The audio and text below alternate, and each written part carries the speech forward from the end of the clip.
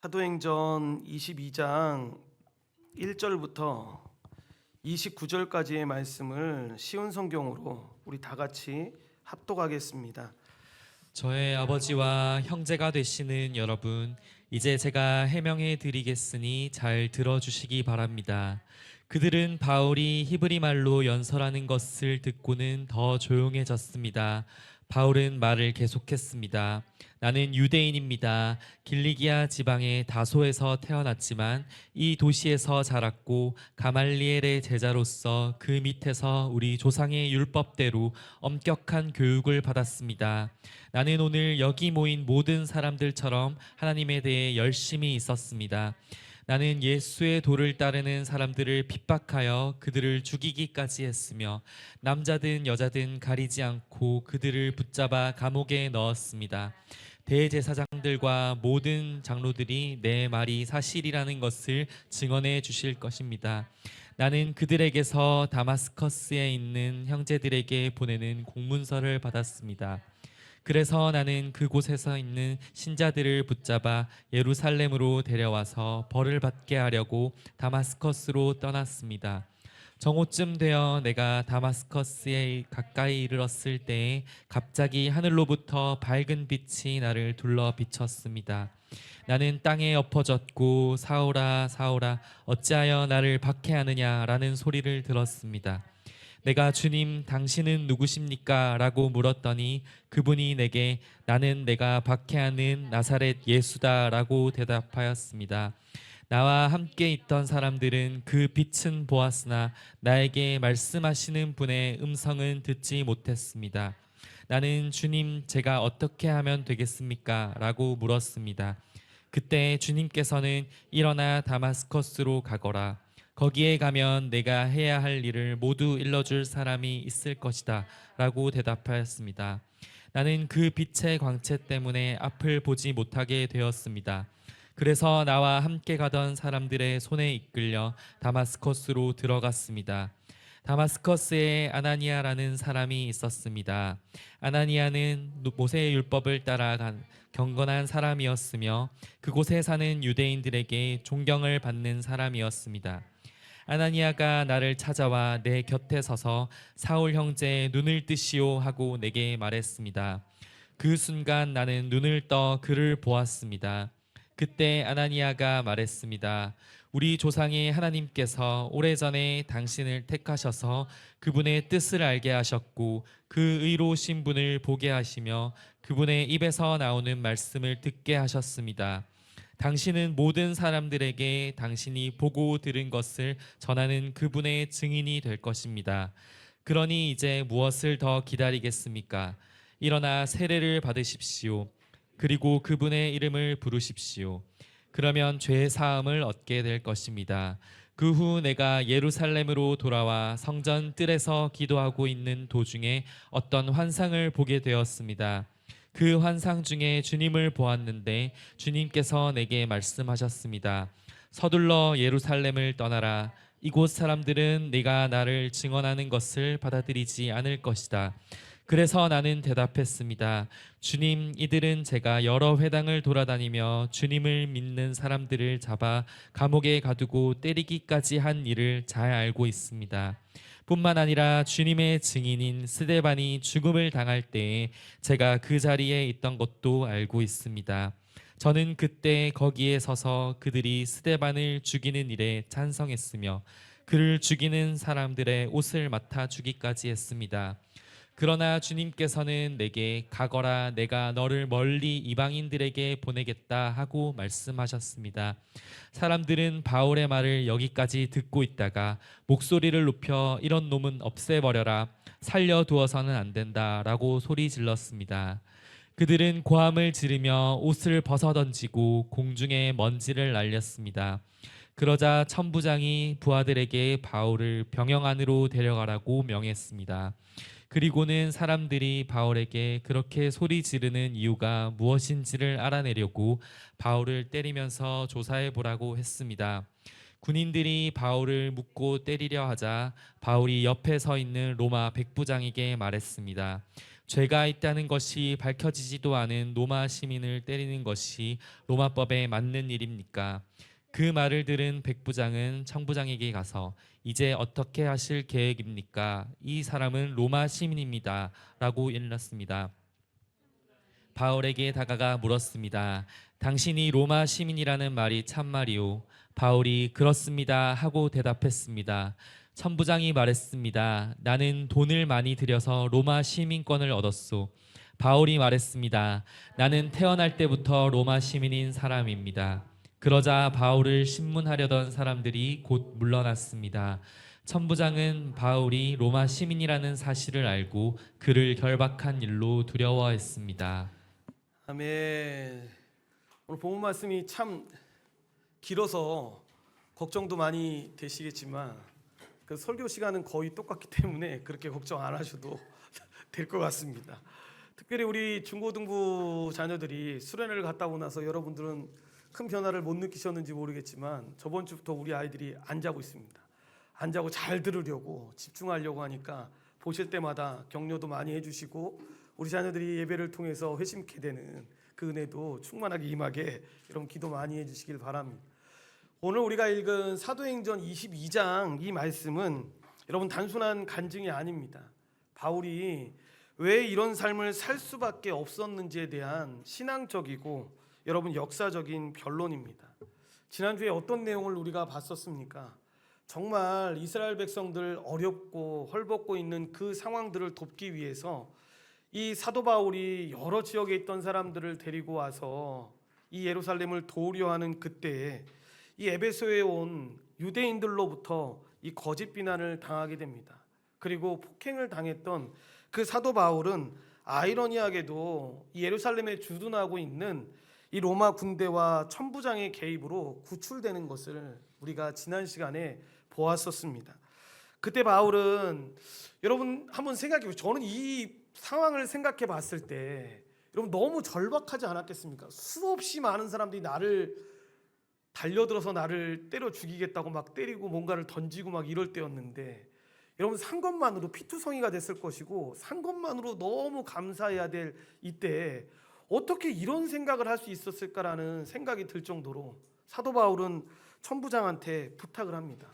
이 백성들 앞에서 내가 말할 수 있는 기회를 달라고. 며칠이 지나서가 아니었습니다. 그 긴박한 상황에서 지금 내가 죽을 수도 있는 그 상황에서 백성들에게 말을 할 수 있는 시간을 달라고 요청을 합니다. 그의 신분을 알게 된 천부장이 어떻게 합니까? 여러분 그 기회를 주게 되죠. 그래서 예루살렘에 모인 그 수없이 많은 군중들 앞에서 여러분 공개적으로 복음을 전할 기회를 얻게 되는 것입니다. 이스라엘은 절기가 되면 모두가 다 이렇게 예루살렘에 모였기 때문에 여러분 흡사 어떤 것으로 생각하면 되냐면 정말 유명한 가수들이 콘서트 할 때 사람들이 물밀듯이 어느 한 지역에 몰려 있을 그런 상황을 생각하면 됩니다. 그 상황에 사도 바울이 지금 이 폭도들로 변한 그 군중들 앞에 자기의 몸은 피투성이가 되어 있는 그 상태에서 여러분 지금 이 변론을 시작하게 되는 겁니다. 1절에 보시면 바울은 자신이 해명을 하려는 말을 들으라고 하면서 변론을 시작을 하는데 자기를 죽이려고 모인 무리들에게 여러분 자신의 이야기를 세 가지로 나누어서 이야기를 합니다. 자기가 기독교로 회심하기 이전에 있었던 그 삶과 이 회심했을 때 있었던 일, 그리고 회심 후에 예루살렘 성전을 방문했을 때 이 주님이 보여주신 비전으로 나누어서 이 말씀을 나누고 있는 것을 보게 됩니다. 이것은 스데반이 사도행전 7장에서 여러분 예루살렘의 유대인들에게 긴 설교를 시작했을 때 여러분 부형들이여 들으소서라고 말한 것과 너무 흡사하다는 것을 우리가 알게 됩니다. 청중들에게 상당한 존중을 표시하는 방식으로 지금 그들이 알아들을 수 있는 히브리 말로 여러분 변론을 시작하는 거죠. 그러니까 히브리 군중이 자신들이 알아들을 수 있는 말로 저 사람이 뭔가를 얘기하려고 하니까 여러분 침묵하듯이 조용해지게 된 겁니다. 이때 사도 바울은 구차하게 나를 살려주십시오, 너희들이 오해하고 있는 거야, 이런 설명 정도가 아니라 피고 측 연설을 하겠다라는 겁니다. 그러니까 법정은 아니었지만 성전 모독이라는 이 거짓 비난이라는 것에 대해서 내가 지금 이야기하겠다라고 이 자리에 서서 말하고 있는 것입니다. 이 변론은 단순히 자기 자신을 변호하기 위한 것이 아닙니다. 자신의 이야기를 통해서 말하고자 하는 그 예수 그리스도의 복음의 진정성을 변호하려고 하는 그 변론이었습니다. 먼저 바울은 자신이 과거에 어떤 사람이었는지를 명확하게 밝힙니다. 천부장에게 이미 밝혔듯이 자신이 다소 출신의 유대인이라고 분명하게 설명합니다. 여러분, 자신이 유대인이라는 사실을 먼저 이들에게 설명하는데, 이 바울이 제시하고 있는 이 증거들이 얼마나 자신이 너희들이 오해하는 것처럼 내가 이방인이나 이 유대인의 삶을 전혀 모르는 삶이 아니라 여기 안에 있는 어떤 사람보다 내가 정통한 유대인이라는 것을 증거로 제시하면서 이야기합니다. 길리기아 다소에서 태어나서 뭐라고 나옵니까? 이성. 그러니까 곧 예루살렘에서 성장했는데 언제 예루살렘에 왔는지는 알 수 없습니다. 그런데 우리가 알 수 있는 건 뒤에 보면 바울의 누나가 이 예루살렘에 살고 있던 것으로 보아서 바울이 예루살렘에 정착한 지가 상당히 오래되었다라는 것을 알게 됩니다. 이때 바울만 예루살렘에 온 것이 아니라 온 가족이, 아니면 일부가 예루살렘에 이주해 왔을 가능성이 높습니다. 그리고 그는 조상들의 엄한 율법의 교육에 따라 가말리엘 문화에서 철저한 교육을 받았다라고 이야기하는데, 여러분, 가멜리엘이라는 이 사람은 이전에 우리가 여러분 말씀을 볼 때 좀 기억이 나실지 모르겠는데, 유대교의 최고 학파 중에 하나인 이 힐렐 학파의 여러분 지도자를 이 대표하는 인물을 이야기합니다. 그러니까 성경 해석과 적용에 있어서 철저하게 경건을 실천했던 이 학자와 제자들로 구성되어 있는 그 학파에서 배운 사람이 바로 나 사도 바울이라고. 그러니까 정통 유대교의 어떤 사람들보다도 이 학문을 더 배웠던 사람이 접니다라고 지금 설명하고 있는 겁니다. 이렇게까지 중요하다라고 말하는 이유가 있는데, 바울의 유대교 신앙이 여러분 그렇게 잠시 잠깐에 흔들릴 수 있는 것이 아니다라는 거, 신뢰할 만한 것임을 입증한다라는 거죠. 그렇게 조상의 엄격한 율법 안에서 내가 배웠다라고 지금 자신을 설명하고 있는 겁니다. 그래서 빌립보서에 보면 바울이 스스로 율법으로는 바리새인이다라고 이야기를 합니다. 그런 이유로 나중에 사도 바울이 산헤드린 공회에서 나는 바리새인이요 또 바리새인의 아들이라고 천명을 합니다. 그게 무슨 말이냐면, 바리새인의 아들이라는 말은 선배 바리새인들로부터 철저하게 교육을 받은 후배 바리새인이라는 말입니다. 그러니까 이 이야기를 통해서 내가 철저하게 철두철미하게 바리새인이 되었을 뿐만 아니라 하나님을 향한 뜨거운 열심이 있었다라는 거. 그러니까 여러분들이 지금 모여서 이렇게 하나님을 향해 열심을 가지고 있는 것처럼 나 역시도 그렇게 불타는 열정을 가지고 있었다라고 설명하는 것입니다. 결국 그의 열정은 어떻게 여러분 표현되게 됩니까? 예수님 믿는 신자들을 핍박하고 죽이는 폭력적인 행동으로 표현되는 것들을 우리가 사도행전 앞부분에서 보지 않았습니까? 이렇게 그는 예수 그리스도를 따르는 사람들을 죽이기까지 하는, 그래서 남녀 상관없이 결박해서 옥에 가두는 일을 하던 자였습니다.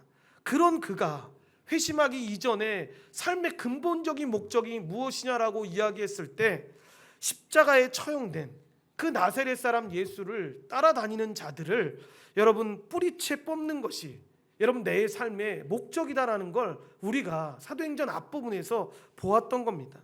그래서 이 목적을 달성하기 위해서 사도 바울이 어떻게 합니까? 남녀노소 가리지 않고 정말 어린아이 성인 가리지 않고 신자들을 닥치는 대로 결박하고 옥에 가뒀던 것을 보게 됩니다.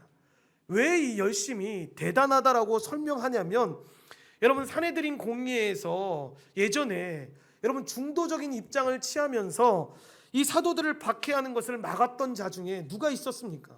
바로 자신의 스승이었던 가말리엘이 있었습니다. 가말리엘은 시간이 지나고 나면 점차 알게 될 건데 왜 이렇게까지 박해를 하냐고 중간에 입장에 서서 막았던 사람이 사도 바울의 스승이었던 가말리엘이었습니다. 그런 자의 열심을 뛰어넘는 열심을 가졌던 자가 지금 사도 바울이었다라는 걸 이야기하는 겁니다. 그러면서 혹시나 여러분들이 못 믿을지도 모르겠는데 그 사실을 대제사장과 모든 장로들이, 그러니까 곧 사내들인 공의회에서 이를 증명해 줄 것이다라고 이야기를 합니다. 어떻게 증명을 해줍니까? 바울이 다메섹에 있는 신자들을 결박해서 예루살렘에 끌고 오려고 할 때 여러분 그냥 무작정 끌고 왔던 게 아닙니다. 여러분 체포영장, 지금 말로 하면 체포영장을 발부받아서 그들을 강제로 데리고 왔던 겁니다. 그러니까 많은 시간이 흘렀지만 여러분 대제사장을 비롯해서 많은 인물이 바뀌었다 할지라도 당시의 대제사장이 그렇게 체포영장을 발부한 것은 공적인 자격으로 여러분 그 일을 한 것이기 때문에 그들이 내가 어떤 사람이었는지를 증거해 줄 것이다라고 지금 이야기하는 것입니다.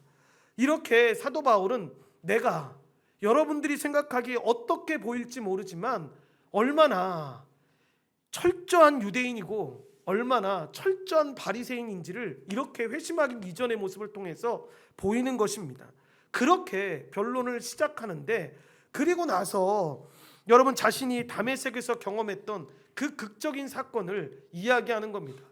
회심한 그 사건을 이야기하는 것인데, 바울이 이곳에서 회고하고 있는 그의 회심 이야기는 9장에서 언급되고 있는 여러분 내용들과 상호 보완적으로 작용해야 합니다. 그래서 그런 내용들을 여러분 보충해 주는 역할을 합니다. 그래서 혹시나 이 부분을 보면서 정말 기억력이 좋으신 분은 사도 바울이 9장에서 다메섹에서 화심했던 이 이야기들을 보고 이때 기록하지 않았던 내용들이 이때 되게 많이 나오네? 이렇게 하시는 경우들이 있습니다. 왜냐하면 시점 자체가 다르기 때문에 그렇습니다. 9장의 시점은 이 사도행전을 기술한 누가가 기록한 것이고, 지금 이 22장에 나오고 있는 다메섹 회심에 대한 이야기를 하는 이 부분은 사도 바울이 이야기하고 있기 때문입니다. 그래서 보충을 하면 되는데, 이 단어에는, 이 단락에는 3일 동안 보지 못했고 먹지도 마시지도 못했다는 사실은 생략되어 있습니다. 이미 기록되어 있기 때문에. 이곳에 뭐라고 기록되어 있습니까? 빛을 경험한 때가 정오였다라는 점과 큰 빛이 그에게 비쳤다라는 점, 그리고 예수님이 나사렛에서 사람이라는 언급한 점, 그리고 그와 동행한 자들이 빛은 보면서도 말씀하시는 자의 음성을 듣지 못했다는 점, 그리고 그가 빛의 광채 때문에 못 보게 되었다라는 점은 22장에 새롭게 기록된 장면들입니다. 바울이 다메섹에서 여러분 예수님을 따르던 제자들을 결박하기 위해 다메섹에 거의 가까이 왔을 때 무슨 일을 당하게 됩니까? 호련히 하늘의 빛이 자신을 둘러 비치는 것을 경험하게 되는 겁니다. 이때 바울이 땅에 엎드려졌는데 그때 이런 소리를 듣게 되는 거죠. 사울아, 사울아, 왜 나를 박해하느냐라는 소리를 듣게 됩니다. 너무나 분명한 소리이기에 사도 바울이 주님 누구이십니까? 라고 묻게 되는데, 여러분 그때 예수님이 말씀하시는 것입니다. 나는 내가 박해하는 나사렛 예수다라는 그 대답이 들리는 거죠. 십자가에서 죽으신 그 예수 그리스도가 나사렛 출신 예수라는 사실을 분명하게 지금 이 자리에 있는 회중들에게 설명하고 있는데, 9절에서 사도 바울은 나와 함께 있는 사람들이 빛은 보면서도 나에게 말씀하시는 이의 소리는 듣지 못했다라고 이야기합니다. 여러분 이것은 그들이 소리는 들었으나 그 소리가 의미하는 것을 알지 못했다라는 의미인데, 바울과 주님의 대화 내용을 알아들을 수 없는 것으로 설명하고 있는 것입니다. 그때 바울이 주님 무엇을 하리이까라고 묻게 되는 거죠. 그때 여러분 주님이 10절에 보시면 말씀하는 겁니다. 다메섹으로 들어가라.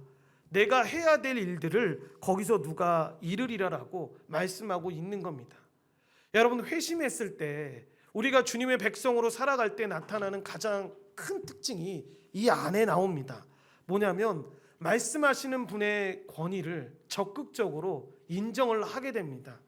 여기서부터 사도 바울의 삶은 자신이 하고 있는 모든 일들이 그가 만난 부활하신 예수님의 이 권능과 이 부르심에서 시작된 일이라고 생각했기에 이 일을 하게 됩니다. 그러니까 지금 너희들이 이토록 비난받고 있는 이 사역이 뭐라는 겁니까? 바로 바울 개인의 주관적인 선택이나 판단에 의해서 내가 지금 이 사역을 하고 있는 것이 아니라 예외 없이 하나님이 명령하신 내용이고 자신이 순종한 내용이라는 것을 설명하고 있는 것입니다. 눈이 멀어서 여러분 볼 수 없게 된 바울이 이때부터 하나님의 말씀이라면 철저하게 순종하는 삶으로 나아가게 됐던 것입니다. 이전에는 내가 생각하는 대로, 내가 바라는 대로, 내가 맞다고 생각하는 대로 살아갔는데 주님을 만나고 나서 그의 인생 자체가 바뀌게 되는 거죠. 주님이 말씀하시면 그 말씀대로 순종하면서 나아가게 됐던 거죠. 그래서 11절에 보시면 나는 그 빛의 광채 때문에 앞을 보지 못하게 되었습니다. 그래서 나와 함께 가던 사람들의 손에 이끌려 다마스커스로 들어갔다라고 이야기를 합니다. 여러분, 내 의지대로 내가 원하는 대로 갈 수 있는 삶이 아니게 돼버린 거죠. 이끌려 가는 대로 그렇게 나아가는 삶으로 바뀌게 된 것이죠. 여러분, 눈을 멀게 하는 큰 광채의 결과로 아무것도 볼 수 없게 된 바울은 어떻게 됩니까? 동료들을 따라서 다메섹으로 들어가게 되는 것입니다. 바울이 고린도 후서에서 여러분 회심에 대한 설명을 하는 부분을 보면 자기의 경험으로 이렇게 설명하는 것들을 보게 됩니다. 고린도 후서 4장 4절 말씀을 쉬운 성경으로 합독하겠습니다. 이 시대의 신이 믿지 아니하는 사람들의 마음을 어둡게 하여 하나님의 형상이신 그리스도의 영광을 드러내는 복음의 빛을 보지 못하게 하였습니다.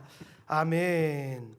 그러니까 사도 바울은 회심이 뭡니까? 라고 이야기했을 때 하나님의 형상이신 그 그리스도의 영광을 드러내는 복음의 빛을 비추는 것을 보는 것이 회심이다라고 이야기를 하는데 아마도 자신이 보았던 그 광채를 생각했던 것 같습니다. 그리고 주님은 바울에게 내가 다메섹에 들어가게 되면 내가 해야 될 모든 일들을 가르쳐 줄 사람을 만나게 될 거다라고 말씀해 주신 겁니다. 그가 다메섹에 이끌려 들어가서 만났던 사람이 누구입니까? 오늘 말씀에도 나오지만 아나니아입니다. 여러분, 바울은 아나니아를 어떻게 묘사하고 있냐면 본문에 나오듯이 그는 모세의 율법을 따라 사는 경건한 사람이었으며 그곳에 사는 유대인들에게도 존경을 받는 사람이었다라고 이야기를 합니다. 여러분, 이렇게 아나니아에 대해서 설명하는 이유가 있습니다. 무엇을 말하려고 하는 것이냐면 여러분, 그들에게 비난받았던 내용 중에 하나가 무엇입니까? 사도 바울이 성전을 더럽혔다라고 공격을 당하지 않았습니까? 그런데 성전을 더럽힌 사람을 안수해 준 사람이 누구냐?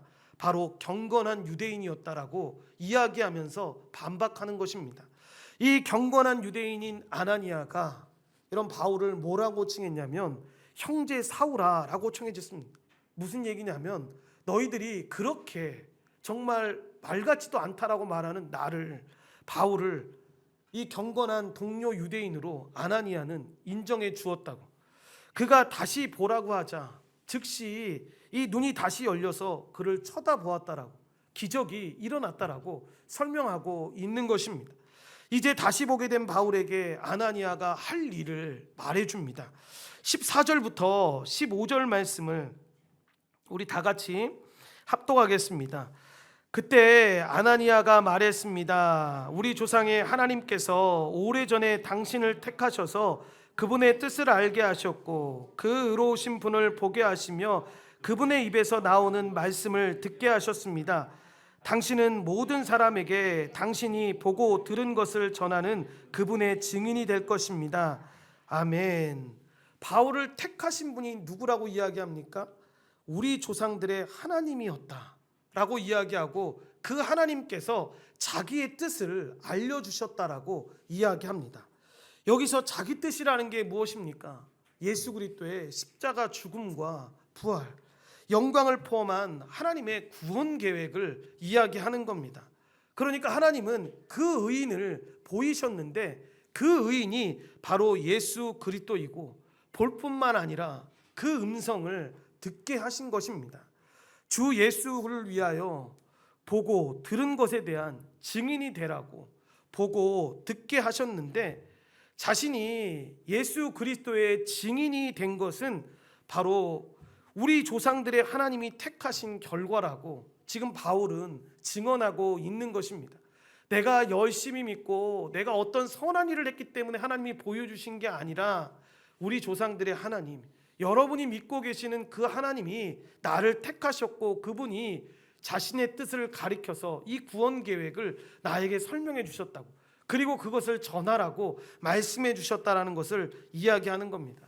그리고 나서 아나니아는 이제 일어나서 주의 이름을 부르고 세례를 받고 죄 씻음을 받으라라고 이야기하는데, 이게 바로 사도 바울이 내가 그분을 만났다라는 자신의 회심 이야기를 지금 이렇게 하고 있는 것입니다. 그리고 나서 마지막으로 사도 바울은 그가 주님을 만나 회심한 후에 이 예루살렘을 방문했을 때 이야기를 하게 되는데, 바울은 회심 이후에 다메섹과 아라비아에서 사역을 한 후에 3년이 지나고 여러분 예루살렘을 방문하게 됩니다. 그때 예루살렘을 방문해서 성전에서 기도를 하게 되는데, 바울이 예수님을 만난 후에 예루살렘에서 돌아와 성전에서 기도했다라고 이야기하는 건 그가 성전을 더럽혔다고 비난하는 유대인들에게 매우 중요한 말입니다. 여러분, 특히 바울은 성전에서 기도할 때 환상 가운데서 주님이 말씀하시는 것을 들었다라고 이야기합니다. 무슨 내용이냐면 18절에 나오는 내용이죠. 속히 예루살렘에서 나가라. 그들은 내가 내게 대하여 증언하는 말을 듣지 아니하리라 라는 말씀이었습니다. 그러니까 사도 바울이 왜 예루살렘에서 15일 만에 떠났는지에 대한 이유를 지금 설명하고 있는 것인데, 유대인들이 예수님에 대한 말씀을 거부했고 심지어 바울을 죽이려 했기 때문에 그렇게 떠났다라고 이야기하고 있는 것입니다. 바울은 예루살렘을 떠나라는 그 주님의 지시에 대해서 일종의 항변을 했다고 말하는데, 19절과 20절 말씀을 우리 다 같이 합독하겠습니다. 그래서 나는 대답했습니다. 주님, 이들은 제가 여러 회당을 돌아다니며 주님을 믿는 사람들을 잡아 감옥에 가두고 때리기까지 한 일을 잘 알고 있습니다. 뿐만 아니라 주님의 증인인 스데반이 죽임을 당할 때 제가 그 자리에 있던 것도 알고 있습니다. 저는 그때 거기에 서서 그들이 스데반을 죽이는 일에 찬성했으며 그를 죽이는 사람들의 옷을 맡아주기까지 했습니다. 아멘. 바울이 생각했을 때에는 그러니까 자신이 유대인들에게 효과적인 증인이 될 수 있다라고 생각을 했던 겁니다. 왜냐하면 이전에 내가 얼마나 열심히 있던 자였고 예수 믿는 사람들을 얼마나 핍박한 사람인지를 이 유대인들조차 다 알고 있으니까 내가 여기서 그거 잘못된 거야, 정말 예수님을 믿어야지만 구원받을 수 있고 이전에 내가 너무 잘못된 삶을 살았어 라고 이야기하면 오히려 복음이 더 잘 전해지지 않겠습니까? 라고 항변을 했다라고 생각을 하는 겁니다. 그런데 그때 주님이 말씀하시는 겁니다. 21절에 보면 그러나 주님께서는 내게 가거라, 내가 너를 멀리 이방인들에게 보내겠다라고 말씀하셨다라고 이야기하는 겁니다. 성전을 더럽혔다라고 이 비난을 받고 있는 바울이 자신이 이 성전에서 기도를 할 때 내 뜻과 내 의지가 아니라 하나님으로부터 받은 계시와 사명에 따라서 지금까지 멀리 이방인에게 복음을 전하고 살아간 것이다라고 말하는 것입니다. 유대인들은 사도 바울을 성전의 적이라고 고발하고 있지만 지금 사도 바울은 무슨 이야기를 하는 겁니까?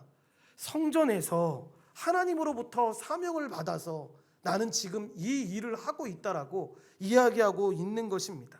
그러니까 이 정도까지 연설을 듣고 있던 유대인들의 입장에서 이런 분노가 극에 치달았겠죠.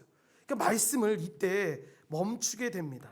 심지어 어떤 표현까지 나오냐면 그들이 소리를 지르면서 옷을 벗어던지고 띠끌을 공중에 날리기까지 했다라고 나옵니다. 한거와 분노의 몸치십니다. 경노의 표현이죠. 더 말을 하고 싶었는지 모르겠습니다. 그런데 사도 바울이 해야 될 말은 다 했다고 보는 겁니다. 바울은 자신이 지금 유대인들로부터 받고 있는 이 모든 혐의들이 결국 내가 주님을 만났고 주님이 나의 의지와 상관없이 분부하여 하라고 명하신 일을 했기 때문에 일어난 일이라고 이야기하고 있는 것입니다. 여러분이 뭐라고 이야기해도 나는 주님이 말씀하신 그 내용을 가지고 전하겠다라고 이야기하고 있는 것입니다. 마치 30년 전에 이 예루살렘에서 유대 군중에 의해서 못 박혀 돌아가신 예수 그리스도가 그렇게 하셨던 것처럼 부활하셔서 지금 살아계신 그 주님이 나를 지금 만난 것이고 자기가 그분을 만난 그 내용을 지금 증거하고 있다라고 이들에게 설명하고 있는 것입니다. 그렇게 사도 바울은 여러분 예수 그리스도를 말했고 예수 그리스도의 복음을 충분하게 그들에게 전했습니다. 그렇게 다시 소요가 일어나게 되고 천부장은 여러분 마음이 좀 당황스럽지 않았겠습니까? 사도 바울이 이야기해서 이 소요를 좀 가라앉히려고 했는데 오히려 더 여러분 극에 달하게 되니까 연설 중단시키고 요새 안으로 들어가도록 지시하는 거죠. 그리고 나오는 표현이 뭡니까? 매를 때리서더라도 여러분 그의 범죄 혐의를 알아내겠다라고 생각을 했던 겁니다. 그때 사도 바울이 어떻게 나옵니까? 백부장에게 이제 비로소 자신의 참된 신분에 대해서 설명하는 겁니다. 너희가 로마의 시민 된 자를 죄도 정하지 아니하고 채찍질할 수 있느냐라고 묻는 겁니다. 이 로마의 채찍질은 여러분 종종 신문의 방법으로 사용되었습니다. 그런데 여러분 이 형벌은 여러분 우리가 생각할 때 그냥 이 회초리 같은 거 때리는 걸로 때린다라고 생각하면 안 됩니다. 예수님이 십자가에 못 박혀 죽으실 때도 이 형벌을 받을 때 여러분 영화 같은 데도 보면 나오지만 살점이 떨어져 나가고 뼈가 드러나는 겁니다. 그러니까 여러분 이 형을 받는다는 건 뭐냐면 죽지 않더라도 평생 불구가 될 만큼 무서운 형벌이었습니다. 그래서 여러분 로마 시민들은 이 신문의 방법으로 이 악명 높은 고문에서 면제됐습니다. 그러니까 죽이더라도 고상하게 죽이겠다. 신문에도 너희들은 로마 시민이기 때문에 이렇게까지는 안 하겠다라고 이들에게 면제를 시켰던 거죠. 그런데 백부장이 사도 바울이 생뚱맞게 이 이야기를 하니까 여러분 얼마나 당황했겠습니까? 그래서 어떤 한 신학자는 당시 로마 시민권자는 여러분들이 생각하시면 오해하시면 안 됩니다. 사람들 거의 대부분이 로마 시민권자였던 사람들이 아닙니다.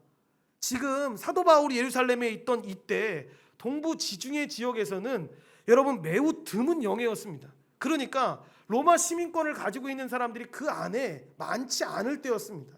그런데 여러분 천부장이 바울을 당연히 이렇게까지 하라고 했던 이유는 뭐냐면 그 얼마 되지 않는 사람 중에 사도 바울이 로마 시민권자라고 생각을 전혀 못했으니까 이런 형을 가하라고 했던 것입니다. 로마 시민은 무엇보다도 얼마나 이 시민권이 강력했냐면 비시민권자들, 그러니까 로마 시민이 아닌 사람들한테 고발받을 수도 없었고 극단적 형태의 처벌로부터 보호받을 권리가 있던 자들이 여러분 로마 시민권을 가지고 있는 사람들이었습니다. 그래서 재판 없이 채찍질을 당하지 않았고 십자가형과 같은 더 극단적인 처형은 당할 수가 없는 사람들이 로마 시민권자들이었습니다. 이렇게 1세기의 로마 시민권자들은 고문을 받지 않을 수 있는 권리가 있었을 때였는데 바울이 지금 이야기하고 있는 것처럼 지방이 아닌 로마에 가서 내가 심판을 받겠습니다 라고 말하는 일이 생겼던 것도 로마 시민권자에게만 해당되는 일이었던 것입니다. 여러분 그런 말을 백부장한테 이 천부장이 들었을 때 마음이 어땠겠습니까? 너무 당황하지 않았겠습니까? 그래서 여러분 자기도 모르게 이런 얘기가 나오는 거죠. 자신은 돈을 많이 들여서 이 시민권을 얻었다라고 이야기합니다. 그런데 사도 바울의 대답이 더 경악해 하는 겁니다. 뭐냐면 나는 나면서부터 시민권자였다라고 대답을 하는 겁니다. 여러분 이것처럼 무서운 게 어디 있습니까? 나는 정말 어떤 수고를 다해서 노력을 다해서 이 시민권을 샀는데 이 사람은 태어날 때부터 시민권자였다는 겁니다. 그러니까 여러분 큰 비용을 들여서 그렇게 얻었던 그 자리를 여러분 이 사람은 신분상의 이유로 그렇게 얻었던 자이니까 여러분 보기에도 자기가 보기에도 더 우월한 사람이라는 걸 깨닫게 되는 거죠. 그래서 당시 로마법에는 이렇게까지 기록되어 있습니다. 명령권이 있는 자나 관리가 로마 시민권자를 적법한 절차를 받지 않고 사형이나 채찍질을 선고하거나 목에 멍에를 메어 고통을 당하게 할 경우 그 책임을 져야 한다라고 규정하고 있습니다. 그러니까 사도 바울이나 아니면 제3자가 이것을 보고 백부장이나 천부장을 고발하게 되면 이 백부장이나 천부장은 당연히 큰 형을 받아야 되는 것입니다. 그렇기 때문에 천부장이 두려워했던 것인데, 여러분 이때 어떤 상황이 펼쳐지게 됩니까? 결국 결박에서 풀리게 되고 그 옆에 있던 군사들은 다 물러가게 되는 것입니다. 결론적으로 이 오늘 말씀의 교훈과 적용을 잠시 살펴보게 되면, 사도행전은 여러분 오늘부터 본문이 끝나는 이 28장까지 죄수가 된 바울이 여러분 예루살렘에서 로마로까지 가는 여정을 보여주게 됩니다. 그래서 여러분 22장부터 28장을 이렇게도 이야기합니다. 죄수의 전진 또는 죄수 행전이라고 여러분 이 부분을 설명하기도 합니다. 이렇게 로마 제국에 여러분 죄수의 신분이 된 바울을 통해서 하나님께서 당신의 뜻을 이루어 가시고 필요한 곳마다 복음을 전하시는 것들을 보여주는 겁니다. 이렇게 하나님의 섭리가 끊이지 않고 사람들이 생각하거나 세상 많은 사람들이 생각하는 것처럼 그렇게 흘러가지 않더라도 하나님이 이 땅을 통치하고 계시고 하나님의 뜻이 계속해서 이루어지는 것들을 우리는 계속해서 말씀을 통해서 보게 되는 것입니다. 그리고 오늘 이 본문에서 우리에게 도전하시는 한 장면이 있습니다. 여러분 우리에게도 이런 이야기가 있냐라는 그 질문을 우리는 해야 합니다. 이렇게 우리는 전해줄 이야기를 가지고 있는가? 사도 바울처럼 이렇게 전해줄 이야기가 있어서 누군가에게 말해줄 수 있나라는 생각을 해야 합니다. 바울은 자신이 어떤 사람이었는지, 그러다가 어떻게 예수님을 만나게 되었고 예수님 만난 다음에 그분의 뜻을 위해서 내가 어떻게 살아갔는지를 여러분 말하고 있는데, 복음은 바울에게 있어서 누군가에게서 들은 이야기를 전해주는 것도 복음의 내용이지만, 여러분 부활의 주님을 만남으로 자신의 이야기가 시작돼야 되는 것도 복음의 이야기의 시작입니다.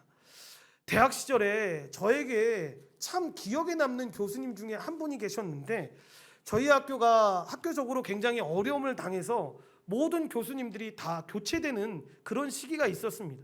그때 여러분 저희 학교의 모교회였던 이 세운학교였던 이 여의도 순복음교회가 여러분 이 학교를 보존하기 위해서 교회에 소속되어 있는 모든 전국에 있는 교수님들 중에 유명한 사람들을 2년 동안 저희 교회 다 강사로 부른 시대가 있었습니다.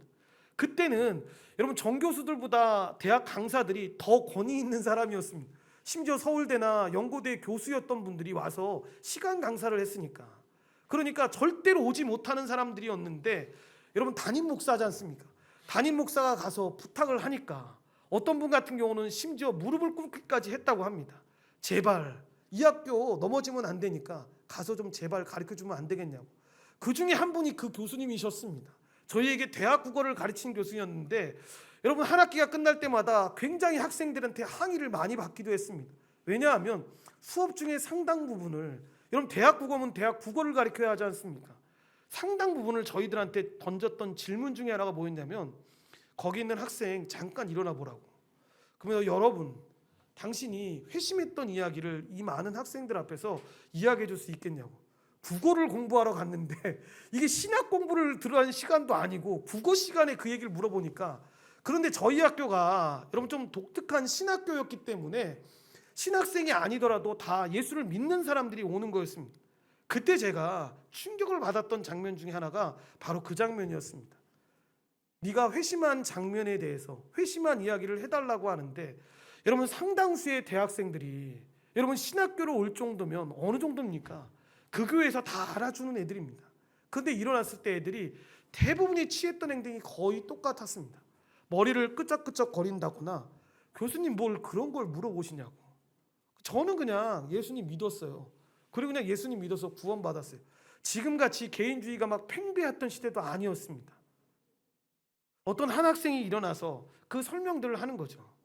제가 부모님이 이런 상황에서 이렇게 자라서 예수 그리스도를 이렇게 믿게 됐다고, 그러다가 이렇게 방황하다가 다시 주님 앞에 나와서 주님을 위해서 살아가기 위해서 이렇게 살아갔습니다 라고 이야기하면 그렇게 그 교수님이 뿌듯해 하셨습니다. 그리고 학기가 끝날 때쯤 되면 항상 저희들에게 하셨던 이야기가 바로 그거였습니다. 복음에 대해서 성경이 말하고 있는 복음의 내용을 잘 아셔야 됩니다. 신학교니까 충분히 알 수 있을 거라고 생각합니다. 그런데 그거보다는 조금 소홀히 해야 되지만 중요한 게 있습니다. 여러분 스스로에게 누군가가 여러분 어떻게 회심했습니까? 어떻게 예수 그리스도를 믿게 되었습니까? 라고 이야기할 때 우리 몇 명의 학생이지만 그렇게 설명할 수 있어야 합니다. 내가 회심하기 이전에 어떤 삶을 살았었고, 회심할 때 어떻게 회심했고, 그 회심한 이후에 나의 삶이 어떻게 바뀌었다라는 거. 그래야 이 땅을 살아가면서 어떤 일을 하면서 살아가든지 상관없이 그 삶의 의미를 분명하게 알 수 있을 겁니다 라는 이야기를 해주신 적이 있습니다. 마틴 로이드 존스 목사님은 이렇게 이야기합니다. 그리스도인은 그리스도로만 설명할 수 있는 사람이다 라고 이야기를 합니다. 우리가 그런 사람이 돼야 되는 겁니다. 누구의 아들로 소개되는 게 아니라 그리스도인은 그리스도로만 설명될 수 있는 사람. 그러니까 오늘 말씀을 보면서 야, 사도 바울 진짜 대단한 것 같아, 나는 저 정도 못하니까 나는 이 말씀하고 별로 상관없어, 이게 아니라 여러분 사도 바울을 보면서 이 나오는 이 내용들을 보면서 사도 바울만 보고 있다면 여러분 우리는 이 말씀을 잘못 보고 있는 겁니다. 사도 바울을 보면서 이 그리스도인이 그리스도로만 설명될 수 있는 사람이네, 우리 자녀들을 설명할 때 이 사람이 어떤 사람입니까? 라고 이야기할 때 그리스도로만 설명할 수 있는 사람입니다. 목사여서가 아니라 장로여서가 아니라 그 자리에 있는데 그리스도로만 설명할 수 있는 사람입니다 라는 이야기가 우리 안에 있어야 한다라는 겁니다. 그래서 구체적으로 제안하고 도전하고 싶은 내용이 바로 그 내용입니다. 여러분 우리가 죽을 때 꼭 이런 고백하지 않아도 된다라는 거죠. 살면서 여러분 자신의 진짜 이야기를 정리해 볼 필요가 있다라는 거죠. 여러분 전도를 하는 것도 마찬가지 아닙니까? 말을 잘하고 말을 못하고에 따라서 전도를 하는 게 아닙니다. 그냥 내가 회심하기 이전에, 내가 회심했을 때, 회심한 이후에 내가 어떤 삶을 살아가고 있는지를 이 복음의 내용을 가지고 설명하는 겁니다. 그러면서 그 얘기를 듣는 사람들이 정말 그리스도가 대단하시네, 예수님이란 분이 대단한 것 같아 라고 생각해서 나올 수 있다면 정말 여러분 우리는 하나님이 우리를 이 땅에 만드신 그 목적대로 살아가는 사람일 것입니다. 그렇게 삶으로 여러분 복음을 증명하는 삶을 살아야 되는 거죠. 그러니까 이것을 너무 복잡하게 생각할 필요는 없는 것 같습니다. 어린 자녀들에게 무슨 이야기를 하는 여러분 이 엄마와 아빠를 좀 생각해 볼 필요가 있을 것 같습니다.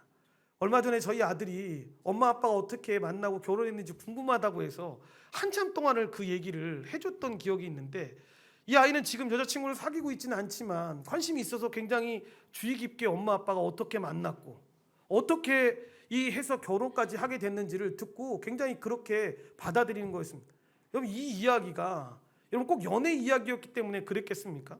우리가 살아가면서 우리가 예수 그리스도를 만나게 된 일들, 우리가 그 예수 그리스도를 통해서 변화된 이야기들을 여러분 들려주는 거죠. 마치 찬송가에 나오는 것처럼 어머니의 무릎 위에 앉아서 재미있게 듣던 말, 그때 일을 지금도 내가 잊지 않고 기억합니다. 귀하고 귀하다. 우리 어머니가 들려주시던 재미있게 듣던 말, 이 책 중에 있으니 이 성경 심히 사랑합니다라는 여러분 이 고백이 우리 안에 있어야 되는 거죠. 자신을 죽이려고 했던 그 폭도들 앞에서 그 피를 흘리고 있는 그 상황 같은 가운데서도 바울의 유일한 관심사는 이런 복음을 증거하는 것이었고 그분의 이야기인 복음을 사람들에게 들려주는 것이었습니다. 서머나 감독이었던 폴리캅도 화형장에 86세에 끌려왔을 때 많은 사람들이 그리스도를 부인하라고 회유했을 때 그가 이런 말을 합니다. 86년이라는 시간 동안 주님이 나에게 잘못한 것이 아무것도 없는데 어찌 내가 나를 구원하신 그 하나님을 모욕할 수 있겠냐라고 이야기하면서 그 형을 당하게 됩니다. 그리스도가 그의 인생의 전부였던 거죠. 이렇게 삶으로 증명되는 이야기가 힘이 있는 것 아니겠습니까? 그 이야기를 가지고 있다면 여러분 그 이야기를 들려주면 됩니다. 그리고 혹시나 그 이야기가 우리 삶에 있지 않다면 여러분 구해야죠. 그런 회심케 되는 은혜가 우리 가운데 임할 수 있게 해달라고 구해야죠. 그래서 진짜 이야기를 나에게 달라고, 진짜 그 하나님의 은혜를 경험하고 그렇게 살아달라고 하나님께 기도해야죠. 바울은 그렇게 회심할 때 그 은혜를 경험했던 겁니다. 그 빛을 통해서 자신을 찾아와 주신 주님을 만났고 그 소리를 들었던 겁니다. 그래서 사도 바울은, 여러분 우리는 사도 바울의 삶을 보면서 계속 질문하지 않습니까? 하나님 사도 바울한테 어떻게 이러실 수 있어요? 이 질문은 우리가 믿음의 사람들한테 던지는 질문과 똑같은 것 아닙니까? 하나님 어떻게 이 사람이 믿음으로 살아가는데 이 사람한테 이런 일들을 주세요? 이렇게 시험 들게 하시고 어떻게 이렇게 낙심하게 하세요? 라고 하지만 사도 바울은 그 일이 있었을 때 그건 제3자인 우리가 말하는 것이고 사도 바울은 그 음성을 계속 기억했던 거죠. 내가 너의 아버지라는 거, 내가 너를 이끌고 있다라는 걸 기억했던 거죠. 그래서 그 상황 가운데서 그 열심 가운데 지식을 더하게 되니까 여러분 영점 조정이 흐트러진 렌즈를 맞추는 것처럼 우리 안에 있는 그 열심이 예수 그리스도의 그 은혜와 합쳐졌을 때 잘못 알고 있던 그 하나님의 뜻을 정확하고 올바르게 알 수 있게 되는 것입니다. 그때 여러분 우리는 십자가에서 죽고 부활하신 그 예수님을, 그 경험했던 것들을 증거하면서 살아갈 수가 있는 것입니다. 예수를 만난 체험이 사도 바울뿐만 아니라 저와 여러분에게도 여러분 원동력이 되어야 되는 것이고 우리의 삶의 복음의 토대가 되어야 되는 것입니다. 그럴 때 사람들은 왜 이런 일이라고 이야기했을 때 그런 질문이 아니라 하나님 이 일을 통해서 하나님의 섭리를 더 드러내 주십시오, 하나님의 뜻을 더 밝히 보여주십시오라는 기도가 우리의 삶에 비춰지게 될 것입니다. 그런 풍성한 은혜들이 저와 여러분의 삶 가운데 넘쳐나게 되기를 간절히 축원드립니다. 기도하시겠습니다. 하나님 감사합니다. 하나님의 은혜 가운데 저희들 불러주시고 함께 해주셔서 사도 바울이 아버지 하나님의 그 많은 회중들 앞에서 자신이 살기도 바쁠 그 시간 앞에서 자신의 사명대로 주님이 이 땅에 보내신 목적대로 다시 자신의 삶을 통해서 복음을 증거하는 것들을 보게 됩니다. 하나님 이 땅에 살아가는 그리스도의 삶이 다 이런 삶 아니겠습니까? 그리스도인은 그리스도로 보여줄 수 있는 사람들, 그리스도로만 설명할 수 있는 사람들 아니겠습니까? 그래서 세상은 이해 못하는 것이고 세상의 사람들은 우리를 무지하다고 바보 같다라고 말하기도 하지만 하나님 그것이 우리의 삶에 보낸 하나님의 뜻임을 알기에 우리가 주님의 은혜를 구하며 나아갑니다. 주님 그 풍성한 은혜들을 바라보며 하나님 앞에 걸어갈 수 있는 믿음의 백성들 될 수 있도록 주님이 도우시고 인도하여 주시옵소서. 모든 걸 주님께 감사드리오며 예수님의 이름으로 기도드리옵나이다. 아멘.